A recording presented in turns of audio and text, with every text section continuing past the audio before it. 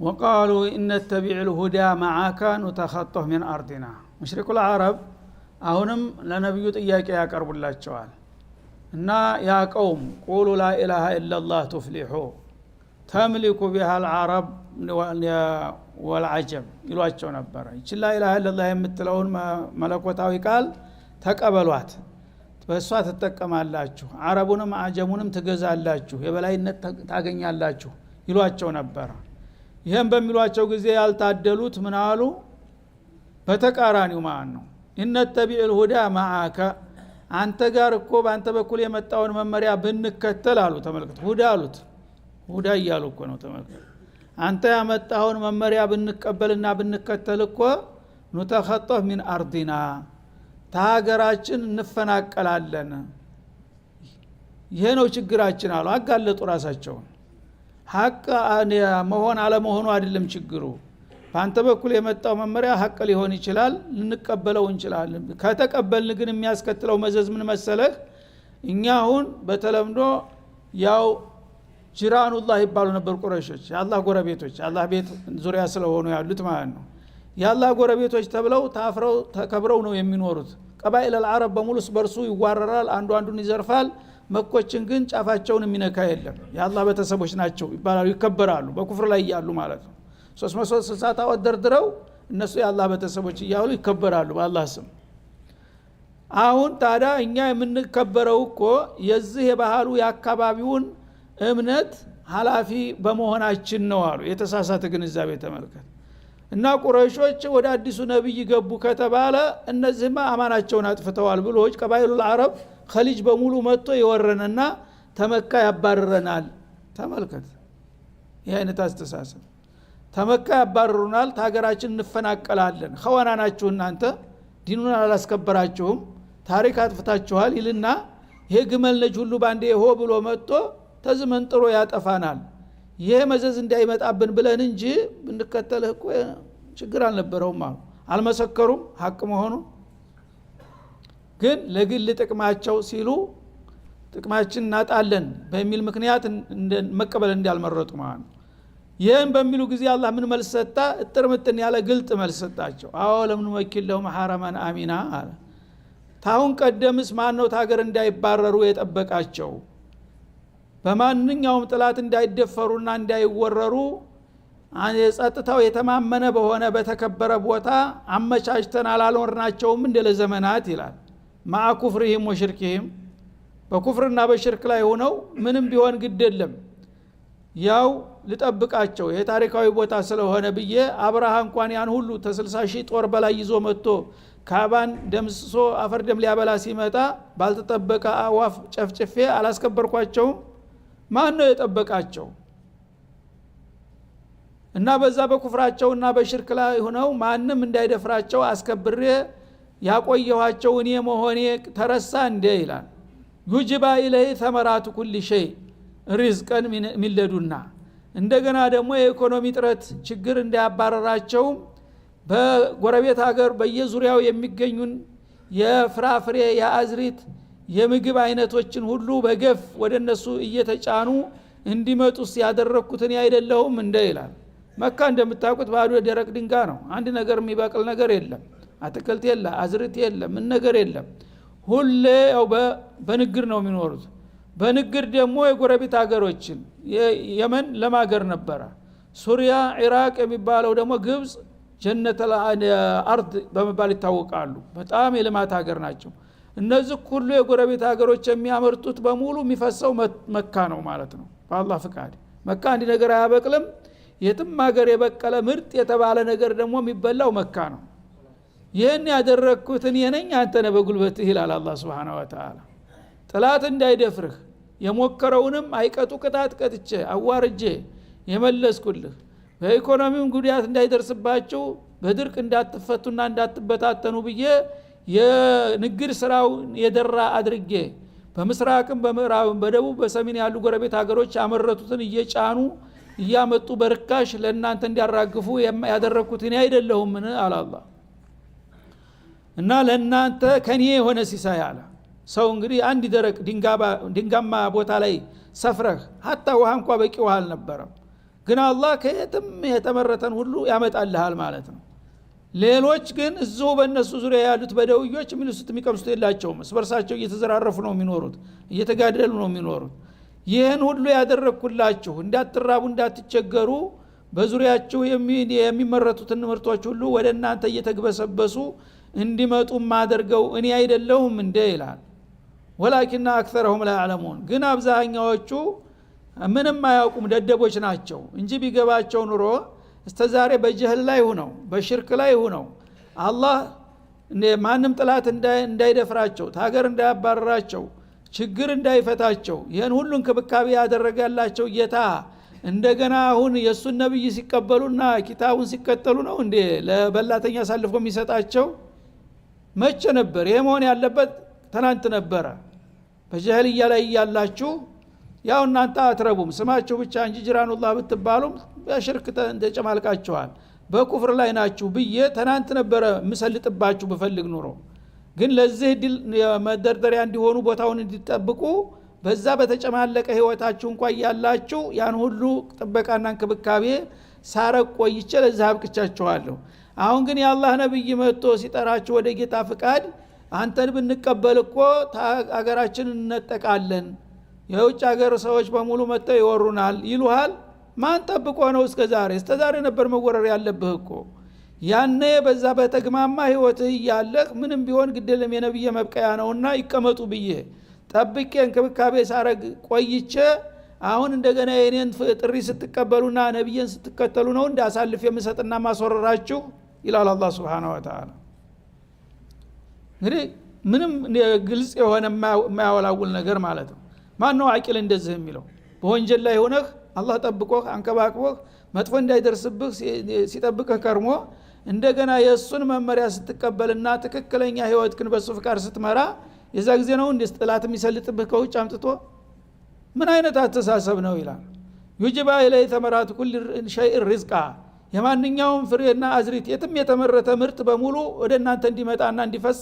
ያደረኩኝ ስቀልባችሁ አልነበርኩም ቢገባችሁ ኑሮ ያንን ሁሉ እንክብካቤ ያደረገልኝ ጌታ የሱን ነብይ ስንቀበልና መመሪያውን ስንከተልማ የበለጠ ይወደናል የበለጠ ይጠብቀናል ማለት ሲገባህ የጃሂል ነገር እንደገና ሐቅን ስቀበል ጠፋለሁ ትላለህ ይላል አላህ Subhanahu Wa Ta'ala አሁንም እንደዚህ የሚሉ ብዙ ናቸው በተለያየ አጋጣሚ ማለት ነው ሐቁን እያወቁ ስለ እስላም ሲነገሩ አይ ባሁን ጊዜ እስላም እኮ አደጋ ነው አክራሪ ነብይ ደግሞ ብያዝ ይላል ማለት ነው ስለዚህ ይቅርብኝ ይችን ፈራ ግን ጀሃነም ነገስ ምን ትላለህ አማም አላህ ይጠብቀኛል የዓለም ባለቤት እሱ ነው የዙልቁወቲል መቲን እሱ ነው ማለት ሲገባ ለዚህ ለተልካሳ ህይወት ነገ አንተ ስትመኝ ያችን በእጅ ያለችው እንኳን ሳትበላ ትሄዳለህ ተሁለቱም ያጣ ትሆናለህ ማለት ነው ሐቁንም አጥተህ ያችን ሳሳላትን ህይወት ተነጥቀህ ትሄዳለህ ማለት ነው ስለዚህ ይጅባ ኢለይ ተመራት ኩል ሸይء ሪዝቃ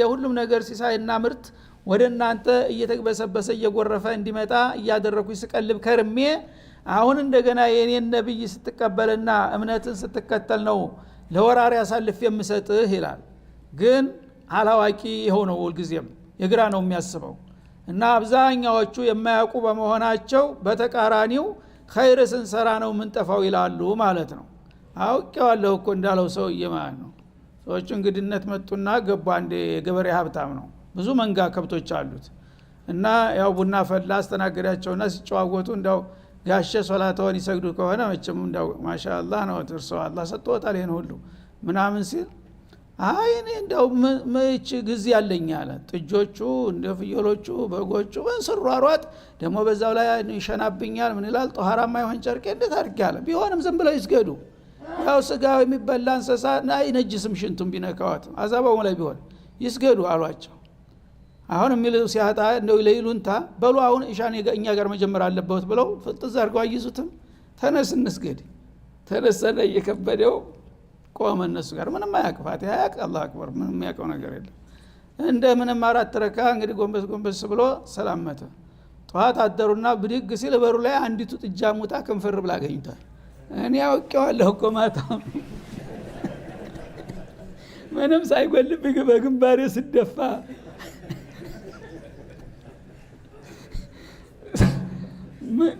ምን አጓደልኩ ብሎ ይኸው ከብቶችን ሊፈጃቸው ነው አለ።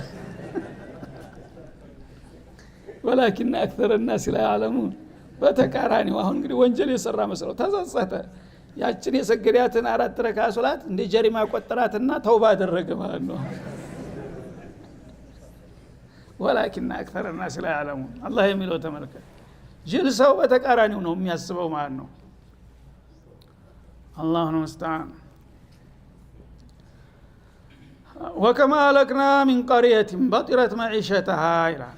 እና አላወቃችሁም እንጂ ታሪክ እኮ ብታውቁ ኑሮ እንደዚህ አትሉም ነበር ይላቸዋል። ተናንተ በፊት ስንት ከተማዎችን የስንት ከተማ ነዋሪዎችን ነው ያወደም ነው እንደዚህ ሲደናቆሩና እንደናንተ ሲገሩ አላህ Subhanahu Wa Ta'ala የወቃቸው ያደቀቃቸው ብዙ ከተሚዎች እኮ አልፈዋል አለ። እንግዲህ አሁን ነብዩን ተተከተልን ታገራችን እንባረራለን እንጠቃለን የምትሉት የዛ አይነት አስተሳሰብ ስንኩል አስተሳሰብ የነበራቸው እኮ ብዙ ከተመኞች ከናንተ በፊት አላህ ተቆጥቶ ያጠፋቸው ብዙ ናቸው አለ። ከثيرون ወከثير ማለት ነው። ከም በጢረት መዒሸታ በጢረት في መዒሸታ በኑሯቸው የጠገቡ የተንበጣረሩ በጣም አላህ እንግዲህ ጤንነት ሰጥቷቸው ኢኮኖሚውን በልጽጎ አድገው ተመንድገው የሚበሉት የሚጠጡት ሁሉ ነገር ተትረፍርፎ ምን እናድርግ ይያሉ የነበሩ ሰዎች ባላሰቡትና ባልጠበቁት መልክ አፈርደም ያበላቸው ብዙ ናቸው በታሪክ ይላል አላህ Subhanahu Wa Ta'ala። እና በኑሯቸው ጥጋብ ተሰምቷቸው አንድ ሰው እንግዲህ ተጠገበ የሚሰራውን የሚያወራውን አያውቅም እንደፈለገ ነው ዝም ብሎ የሚፈናጠረው ማለት ነው። ልክ እንደናንተ ተናንተ በፊት ከናንተ የበለጡ ጥጋበኞችና ሀብታሞች ባለስልጣናቶች በዓለም ዙሪያ ስንትና ስንት በጣም ዘመናዊ ከተማ የከተሙ ሰዎች ነበሩ። ያን አልሰማችሁም አላህ። ፈቲልከ መሳኪኑሁም ለም ቱስከም ሚን ባዕድህም። እነዛን ሰዎች ምናልባት እናንተ ስላልደረሳችሁና ስላላያችኋቸው እውነት አይመስላችሁም። ከፈለጋችሁ አካባቢያቸውን ሄዳችሁ ቅርጻ ቅርጹን ብትጎበኙት መረጃ ታገኛላችሁ። ለምሳሌ ሰሙዶች የሚባሉት ተመዲነቱል ሙነወራ አለፍ ብለው 200 ኪሎ አካባቢ ላይ ነው የምትገኘው ወደ ተቡክ ስትሄድ። ዛሬ ተቡክ ውስጥ ነው፣ ተቡክ ግዛት ውስጥ ነው ራሱ። ያ ላይ የነበረ የነብዩላህ ሷሊህ ህዝቦች ሰሙዶች በአለም ላይ ወደር የሌላቸው የዘመኑ አሜሪካ ነበሩ። የአካባቢውን ተራራ ጋራ ሁሉ ቦርቡረው የምድር ውስጥ ከተማ ነበራቸው። ስልጣኔያቸው ደግሞ አጅብ ነበር ጉልበታቸው። ያ መሬቱ ተበሳስቶ የክፍሉ ወርፋው በሙሉ አሁን ስትሄድ ታገኘዋለህ ቦታውን ስትሄድ ማለት ነው። ይናገራል ቦታው ራሱ በጋራ ውስጥ ስንት ክፍል ቤት አለ፣ ስንት በዘመናዊ መልክ የታነጸ የተገነባ የዓለም ቱሪስት እየመጣ ያየዋል። ያ ቦታ የነማን ቦታ ነበረ? በዘመኑ እኮ በጣም አንቱ የተባሉ የተከበሩ የሰለጠኑ ሰዎች የሚኖርበት ነበረ። ለምቱ እስከሚን ባዕድህም አላ። ከዛ በኋላ ግን ለአንዴና ለመጨረሻ ጊዜ እነሱ ተጠራርገው ሲጠፉ ሌላ ነዋሪም ሊኖርበት አልቻለም። ጭቡው ለምድሩ ተረፈው ማለት ነው። መሬቱ ባዶ ነው እስካሁን ያው ፈራራሹ ነው የሚታየው። የጭቡ ቦታ ነው እየተባለ ሰው እንዳውም እዛ አካባቢ ማስፈር አይፈልግም ማለት ነው። ነብዩ ወደ ተቡክ ዘመቻ ሲሄዱ እዛ ቦታ ላይ ደረሱ። ላ ተድኹሉ መሳኪን አልቀውሚ ኢላ ባኪና አው ሙተባኪን አሉ። በዚህ ቦታ ስታልፉ አደጋ የወረደበት የአላህ ቁጣ የወረደበት ቦታ ስለሆነ ከቻላችሁ አልቅሱ እና እነሱን እንደተቆጣህ እንዳታጠፋን ብለው ካባትችሉ እንኳን እንደው አልቃሽ መስላችሁ እያነፈነፋችሁ ለፉ እንጂ እየተሳሳቃችሁ እንዳታልፉ በዚህ ቦታ አሏቸው። ያን ቦታ ሄደህ ውስቲ ታላመንክ ይላል አላህ Subhanahu Wa Ta'ala። ለምቱስ ከሚን ባዕድህም ከነሱ በኋላ ያ ቦታ ተጥቅሙጭ ከመሆኑ የተነሳ በአለም ላይ ወደር የሌለው ስልጣኔ የነበረበት ቦታ አሁን ግን ምድር በዳ ሆኖ ማንም ኗሪ የለበትም። ተላላፊ የደከመው ብቻ ነጋዴ አንድ አፍታ አረፍ ለማለት ቁጭ ልበት ካልሆነ በስተቀር በመኖሪያነት የሚያስበው የለም ማለት ነው። ኢላ ቀሊለን ማለት የተወሰነች ሰዓት የመሸበት ሰው የደከመው ሰው ቁጭ ብሎ ሊያርፍ ይችላል። ካለበለዚያ እዛ አካባቢ ከተማ ከተመን ኑር ብሎ እንኳን አይታሰብም። አላህ የቁጣውን ስላወረደበት ተጠልቷል አካባቢው ማለት ነው። ወኩና ነህኑ الوارثين። እነዛ ሁሉ ጥጋበኞች እንግዲህ ማንንም አይነካንም ማንንም አይደፍረንም እያሉ ሲንደላቀቁ የነበሩት በመጨረሻ ወራሾቹ እኛ ሆን ተረከብናቸው፣ እነሱን አሰናበትናቸው ታተል አርድ ይላል አላህ Subhanahu Wa Ta'ala። አሁንም እናንተ እንደዛ ልትሆኑ ነው የምትፈልጉት ተረኞቹ? እንደዛ አርጎ እኮ መውቃት ይቻላል አሁንም እንደለመድኩኝ ከፈለኩኝ በማለት ያስጠነቅቃል። ወማ ካነ ረቡከ ሙህሊከል ቁራ ያንተ ጌታ ደግሞ ማንኛውንም ከተማ አጥፊ አይሆንም ሐታ የበዓተ ፊ ኡሚሃ ረሱላ በከተማው በዋና ከተማዋ እምብርት ላይ ታላቅ ነብይ ሳይልክ ይላል። አንድን እንግዲህ በጣም ያበበና የገነና አገር አላህ ሊያጠፋው ሲፈልግ መጀመሪያ ማስጠንቀቂያ ይሰጠዋል። ዝም ብሎ አይደለም እርምጃ የሚወሰድበት ማለት ነው። ከዋና ከተማ መካከል ነብይ ይልካል። ያ ነብይ መጥቶ ያ ቀውም ተቁላህ ወዕቡዱህ የሚል ደውል ያሰማል ማለት ነው። ያንን ጥሪ የተቀበሉ የተከተሉ ከሆነ ይድናሉ። ካልሆነ ግን እነማ አንተ በሸሩን እያሉ የሚደናቆሩ ካሉ ከዛ በኋላ እንዳስፈላጊነቱ እርምጃ ይወሰዳል ይላል ማለት ነው። ረሱለን የትሉ ዐለይሂም ያ ረሱል መልእክተኛ ምን ይዞ ነው የሚመጣው? የራሱን ሐሳብ የራሱን ፍልስፍና ይዞ አይደለም የሚመጣው። የትሉ ዐለይሂም አያቲና የኛን አንቀጾች የሚያነብና የሚያቀርብ ሆኖ ይመጣል። ፈጣሪ ጌታችሁ እኔን ልኮኛል እና ከኔ ውጭ ያሉ አማልክቶች በሙሉ ህገ ወጥ ናቸው፣ እኔን ብቻ ተገዙ ለመልእክተኞች ታዘዙ ብሏችኋል የሚለውን መለኮታዊ አንቀጽ ይዘው ነው የሚመጡት ሩሱሎቹ ማለት ነው። ያን ነገር ከተቀበሉ መልካም ነው። ካልሆነ ግን ስንቶቹን የጠረግናቸው አለ። ወማ ኩና ሙህሊኪል ቁራ ማንኛውንም ደግሞ ከተማ አላጠፋንም ኢላ ወአህሉሃ ዛሊሙን የዛች ከተማ ነዋሪዎች የለየላቸው ግፈኞችና በደለኞች ሲሆኑ እንጂ። ብዙ ጊዜ ተመክረው ተነግረው እምቢ ሲሉ መጨረሻ ላይ ሲደርሱ አላህ እርምጃውን ይወስዳል እንጂ ሳያስጠነቅቃቸው ወደ ፍቃዱ ሳይጠራቸው ማንኛውንም ያጠፋበት ጊዜ የለም። አሁንም ታዲያ እናንተ በተራችሁ ይህንን ነገር ተገንዝባችሁ መልእክተኛውን ብትቀበሉና ብትከተሉ ይሻላችኋል። ካልሆነ ግን የነዛው ዕጣ ፈንታ ለእናንተም ሊደርሳችሁ ይችላል በማለት አስጠነቀቀ። አሁንም ጆሮ አልተገኘም ማለት ነው። ወማ ኡቲቱ ሚን ሸይኢን አለ። እናንተ ሰዎች ስትባሉ ደግሞ በዚህ በምድራዊ ህይወት ላይ ያላችሁ የሚሰጣችሁ እድልና ጸጋ ፈመታኡል ሀያት ዱንያ የቅርቢቱ ህይወት መገልገያ ነው። አንተ ለዚህ የተወሰነች ቀን ለመቆየት የተወሰነች ገንዘብ የተወሰነች ስልጣን የተወሰነች ጉልበት ስላለችህ ይቺ ትልቅ ነገር መስላህ አትታለል፣ አትሸንገል። አሁን በእጅ የምትገኘው ነገር ሁሉ እኮ የልጆች መጫወቻ ማለት ናት። እነማ መተሉ ሀያት ዱንያ እንዳለው እዚህ ግባ የሚባል ነገር አይደለም። በዛኛው ዓለም አንጻር የፈለገው ባለስልጣን ዓለምን በሙሉ ብትገዛ እንኳን ቁም ነገር አይምሰልህ፣ አትሸንገል በዱንያ ይላል አላህ Subhanahu Wa Ta'ala። መታኡል ሀያት ዱንያ የቅርቢቱ ህይወት የአንድ ሰሞን መገልገያና መታለያ ናት እኮ ዱንያ ይላል። ለሷ ብለህ ታዲያ ዘላለም ኪሳራ ውስጥ ገባለህ። ወዚነቱሃ የዚቹ የቅርብ ህይወታችሁ የብልጭልጭ ጌጣጌጥ ናት ዱንያ።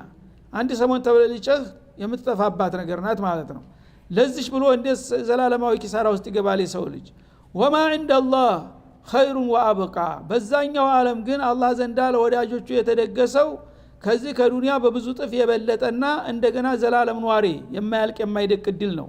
አፈላ ተዕቂሉን ታዲያ ይህንን ተገንዝባችሁ ወደ ሐቁ አትመለሱም የሰው ልጆች? ምን ነካችሁ ይላል አላህ Subhanahu Wa Ta'ala። እንግዲህ በምን ቋንቋ ይነገራችሁ? ዱንያ እንኳን አሁን ባላችሁበት እዚህ ግባ በማትባለው ደረጃ ይቅርና አፍተጅ ሆናችሁ የተሟላለት ንጉስ እንደ ሱለይማን እንኳን ዓለምን ዳርስተዳር ሰውንም ጅንንም ቀጥቅጠህ ብትገዛ እንኳን የአንድ ሰሞን ደስታ ናት፣ ትከስማለች አይደለም እንዴ? ምንድነው ዱንያ ለእሷ የምትጨነቀው ያለው? ይህች እኮ የቅርቢቱ ህይወት መደሰቻ ናት። አንድ ሰሞን ለምሳሌ አንድ ቀን አንድ ሰው ሙናሰባ ያረግና ድግስ ያረግና ዘመድ ወዳጅን ይጠላል፣ በግፍ ምግብ ምጥጡ ምናምን ይዝረከረካል። ወዳውኑ ቁማማ ሆኖ ተጠራርጎ አለቀ። ነገ ጧት የለቅሶ ቤት ይሆናል አይደለም እንዴ? ስለዚህ ለዚች ለማትረባ ነገር ብላችሁ እኔ ጋር ተጣልታችሁ የዘላለማዊ ኪሳራ ውስጥ መግባት አለባችሁ ይላል አላህ Subhanahu Wa Ta'ala። አትታለሉ። እኔ ዘንዳ የተደገሰው ግን የኔን ጥሪ ተቀብላችሁ መልእክተኛን ተከትላችሁ ከመጣችሁ እኔ የዘላለም እድል ነው የደገስኩላችሁ። ያ በይዘቱም በብዛቱም በአይነቱም ይሄን ይመስላል ይሄን ያክላል የሚባል አይደለም። ኸይር በጣም ድርብርብ የሆነ ኸይር ነው። ወአብቃ እንደገና ደግሞ እንደ ዱንያ አንድ ሰሞን እንዴት ጤዛ የሚረግፍ ሳይሆን ዘላለም የሚኖር ነው። ይህን የመሰለ እድል አንድ አቂል የሆነ ሰው ዳዲያ ይቅርብኝ የሚል አለ? አፈላ ተዕቂሉን አይገባችሁምን? አቅላችሁን መቼ ነው የምትጠቀሙት? አቅል እኮ የተሰጠው ጥቅምና ጉዳት ልታመዛዝን ነው። ይህንን ካልተረዳ ምንድነው የምትረዳው በማለት ይጠይቃል አላህ Subhanahu Wa Ta'ala። እና ይሄን እንግዲህ የአህለ ዱንያና የአህለ ዲን ጉዳይ ነው በዚህ መልክ ባጭሩ ያስቀመጠው ማለት ነው። አህለ ዱንያ የሚባሉ ሰዎች የፈለገውን ያህል ዓለምን ዳር እስከ ዳር እንኳን ቢቆጣጠሩ እዚህ ግባ የማይባል አንዲት ጉንጭ ውሃ ማለት ናት። ነገ ያን ሁሉ ትቶት ይሄዳል ወይ እሷ ትተው ትሄዳለች። ነገ ግን ዘላለም ኪሳራ ውስጥ ነው የሚገባው ማለት ነው። ሙእሚን ደግሞ ምንም ቢቸገር ቢጎሳቆል እውነት ኢማኑ ካለች እድለኛ ነው። ነገ የዘላለም እድል ነው የሚጠብቀው ማለት ነው። ስለዚህ ማን ለምን ብሎ ነው የሚታለለው? አፈላ ታቂሉን አትረዱም አይገባችሁም? መቼ ነው የእናንተ አቅል ለመሆኑ ሚዛን ሆኖ ጠቃሚና ጎጁን የሚለዩበት ይላል ማለት ነው። አፈመን ወዐድናሁ ወዕደን ሐሰና የኛን ጥሪ በመቀበሉ መልካም ወረታ እንደምንከፍለው ቃል የገባንለት ሰው ይላል። እንግዲህ አላህ ሙወፈቅ የሆነ ሰው ኸይር ዱዓቶች ያገኙታል፣ ወደ ኸይር ይጣሩታል፣ ይጋብዙታል፣ ያግባቡታል። ያኔ እንዲህ አይነት ኸይር ካለውማ ለምን አልቀበልም ብሎ ያንን የተቀበለና የተከተለ ሰው ፈሆላቂህ ያ ጌታ ሰጠዋለሁ ብሎ ቃል የገባለት ስጦታ መገናኘቱ መረከቡ የማይቀር ጉዳይ ነው። የእንዲህ አይነት እድል የሆነው ሰውዬ ከመመተዕናሁ መታዕ አልሐያት ዱንያ በዚች በቅርቢቱ ህይወት የአንድ ሰሞን ደስታ ብልጭ ልጭ በመስጠት ያጣቀምነው ጋራ ሲወዳደር ምንና ምን ናቸው እስቲ ንገረኝ ይላል አላህ Subhanahu Wa Ta'ala። እንግዲህ አንድ ሰው ተራ ሰው ነው። ሐቅ ነገር ተነገረው፣ ዳዕዋ ተደረገለት፣ ወደ ሐቅ መጣ። ለጊዜው በዱንያ ቦታ የለውም። ግን ይሄንን ኢማን በመቀበሉና ጌታ ያዘዘውን በመከተሉ ጌታ ወደደው ማለት ነው። ጌታ ስለወደደው በቃ በዱንያ ላይ እንኳን ብትቸገርም በዛኛው ዓለም ዘላለማዊውን ደስታና ክብር ሰጣሃለሁ ብሎ ቃል ገብቶለታል፣ ኮንትራት ተፈርሞለታል ማለት ነው። ያ ጌታ ሰጣሃለሁ ያለው ቃል ደግሞ ፈሆላቂህ መገናኘቱ አይቀርም። ኢነላህ ላ ይኽሊፉል ሚዓድ አንድ ጊዜ ጌታ ለገሌ ሙእሚን ለሆነው ባሪያ ይሄን ወስኛለሁ ካለ ማንም አይሽረው፣ ይግባኝ አይቀይረውም። የዛ አይነት እንግዲህ የግራንት ያለው ሰውዬ ከመመተዕናሁ መታዕ አልሐያት ዱንያ በዚች በቅርብ ህይወቱ አንድ ሰሞን ጉልበት ተሰጠው፣ አንድ ሰሞን ሀብት ተሰጠው፣ ስልጣን ተሰጠው፣ ተንበሻበሸ፣ ፈነጠዘ። ከዛ በኋላ እዚህ ምስኪኑ ሰውዬ ጋራ እድሉ ሲወዳደር ተመሳሳይና ተቀራራቢ ናቸው ማለት ትችላለህ? በመድን አበደን ምን አገናኝቷቸው? ዱንያ ላይ የፈለገውን ያህል ቢሆን ሁሉ ነገር ቢሟላልህ እንኳን እድሜህ ምን ያህል ናት? 70 ዓመት 80 ዓመት ያው የታደልክ ከሆነ ማለት ነው። ከዛ በኋላስ ተጠርገ ወደ ዙባላ መሄድ ብቻ ነው ማለት ነው። ሙእሚንሳ 60 ዓመት 70 ዓመት ይጎሳቆል ይቸገር ምንድናት እሷ? ነገ ግን ጀነተ ነዒም ነው የሚጠብቀው ማለት ነው እውነት ኢማን ካለው። እነዚህ ሁለት ሰዎች መሳሰላሉና ይቀራረባሉ። ማን ይሻላል ይላል አላህ Subhanahu Wa Ta'ala። ثم ويوم القيامه من المحضرين ይሄ በዱንያ ላይ ተዘባኖ ተኔ በላይ ማን አለ ብሎ ሲያቅራራ የነበረው ጥጋበኛ ግን ነገ የውመል ቂያማ ጌታ ፊት በሚቀርብበት ጊዜ ወደ ጀሃነም ከሚማገዱት ከሆነ እዚህኛው ሙእሚን ጋር ይወዳደራል ማለት ትችላለህን ይላል። من المحضرين في قعر جهنم ጀሃነም አዘቅት ውስጥ ተወርሮ የሚቃጠል ከሆነ የ60 ዓመት የ70 ዓመት ደስታና ስልጣን ምን ጠቀመው ትላለህ? አፈራአይተ ይመተዕናሁም ሲኒን ثم جاءهم ما كانوا يوعدون ما اغنى عنهم ما كانوا يمتعون ይላል ማለት ነው። የተወሰኑ አመታቶች ሀብቱን ስልጣኑን ጉልበቱን ሁሉን ነገር ሰተነው አቀማጥለነው የኖረው ሰውዬ በመጨረሻ በዛ በባጢል ላይ እንዳለ ቀጠሮ ከደረሰበትና ከሄደ የ60 ዓመት የ70 ዓመት ፈንጠዝያና ጮቤ መርገጥ ይጠቅማልን ይላል። ምንድነው የሚጠቅመው? ምንም የሚጠቅመው እዚህ ግባ የሚባል ነገር የለም። ስለዚህ ለአንዲት ሰሞን ብልጭ ብላችሁ ለዘላለም ኪሳራ አትጋለጡ ባካችሁ ይላል አላህ Subhanahu Wa Ta'ala። መቼ ነው አቅላችሁን የምትጠቀሙት? ይሄን ሁሉ ተነግሯችሁና ተመክሯችሁ ማትሰሙ ተሆናችሁ ምንድነው የምትጠብቁት ይላል ማለት ነው። ወየውመ ዩናዲህም የውመል ቂያማ እንግዲህ እዚህ በዱንያ ላይ ጌታ ወደ ፍቃዱ ሲጠራቸው ሲጋብዛቸው ከርመው በመጨረሻ እየተደናቆሩ አይን ጆሮ ዳባ ብለው የሄዱትን ሰዎች የውመል ቂያማ ይጠራቸዋል ማህሸር ላይ ሊፋረዳቸው ማለት ነው። እና እዚህ በመለክተኞቹ በዱዓቶቹ አማካይነት ሁል ጊዜ ሲጠራቸው ከርሟል። አንሰማም ብለው ደንቁረው ሄደዋል። የውመል ቂያማ ሲሆን ተሞት ያነሳና አንድ አውላላ ሜዳ ላይ ይሰበስባቸውና ራሱ መግለጫ ይሰጣል፣ ጥያቄ ያቀርባል ማለት ነው። ምን ይላል? فيقول اين شركاء الذين كنتم تزعمون በዱንያ ላይ ያላችሁ እኔን ጌታችሁን ትታችሁና ረስታችሁ የተለያዩ በእኔ መብት የምታጋሯቸውን ጣዖታቶችና ጽላቶች የተለያዩ ትልልቅ ሰዎች ተብዬዎችን ታፈደፍዱ ነበር እነሱን በማገልገል ጎንበስ ቀናትሉ ነበር ለምን ሲሏቸው ሊቀርቡና ኢላላህ ዙልፋ ወደ አላህ ሊያቃርቡን ሊያስታርቁን ትሉ ነበር ይሄው ተዛሬ የበለጠ ቃውጤ የለመችስ ይሄው ጀሃነም መጣይ ቂያማም ደረሰ በሉ አለቆቻቸውን ጥሯቸው ያዲኗችሁ ብሎ የሚጠራበት ጊዜ ይመጣላችኋል ይላል እና የዛ ጊዜ ሃኡላይ ሹፋኡና እንደላህ የምትሏቸው አለቆቻችሁ የታሉ እስቲ ያዲኗችሁ በየም ጠይቅበት ቀን ይመጣል ይላል ያንን ጥያቄ በሚያቀርብላቸው ጊዜ ምን መልስ አለ አለቀ ነገሩ ያው እንደተበሉ አወቁ ጸጥ ነው አንገቱን ደፍተው ሁሉ قال الذين حق عليهم القول ያኔ የቅጣት ውሳኔ የተላለፈባቸው ድለቢሶች ምን ይላሉ ረበና ባለቀው ሰዓት እንደገና ወደ ዱዓ ገባ ይህቂማ ረበና አሉ ጌታችን ሆይ ሃኡላኢ አغويناهم كما غوينا እንግዲህ ስበሰል ይባላ ነው ማለት ነው አባት ከልጁ ጋር ባል ከሚስቱ ጋር ጓደኛ ከጓደኛ ጋር ደንበኛ ከደንበኛ ጋር አሽከር ከለቀው ጋር ስበሰሉ ይናከስ ነው ገሌ እኮ ነው እንዲህ ያደረገኝ ይሄንን ገሌን ባለው የሚባለው እንዳሰማ እሱ አወናባጅ ነው እያለ እኮ ነው እንዲህ ያደረገኝ እሱ ይያዝልኝ ትላለህ ሁላችሁም ትያዛላችሁ እንጂ ምን እሱ ብቻ ረበና ጌታችን ሆይ ሃኡላ السادات والكبراء እነዛ አለቆቻችንና ታላላቆቻችን የምንላቸው እኮ እነሱ ናቸው እንደዚህ አሳሳቱን ሲሉ አለቆች ደግሞ ከራሳቸው ላይ ሊከላከሉ ምን ይላሉ አወይናውም ከመገወይና ሰው የሌለውን ይሰጣል እኛ ባጢሉ ሐቅ መስሎን አምነንበት ነበረ ያ ሐቅ የመሰለንን ነገር ይሄን ብትከተሉ ጥሩ ነው ብለን